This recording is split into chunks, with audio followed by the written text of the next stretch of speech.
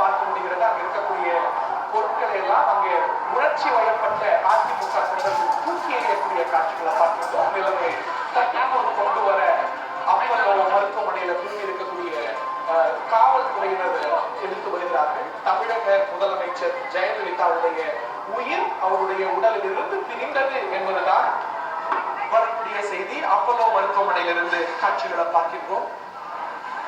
இந்தியாவுடைய ஒரு மிகப்பெரிய பெண் தலைவருக்குள்ள இந்திய வரலாற்றுல ஒரு மிக முக்கியமான இடம் பிடித்த ஒரு தலைவர், நாடு வியக்கக்கூடிய ஒரு பெண் தலைவர்.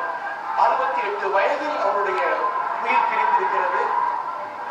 கர்நாடக மாநிலத்தில் பிறந்த ஜெயலலிதா தமிழகத்துக்கு ஒரு பெருமையை சேர்க்கக்கூடிய ஒரு நபராக உலகத் தமிழர்களால் போற்றப்படுகிறார். தமிழக முதலமைச்சர் ஜெயலலிதா நம்மிடையே இல்லை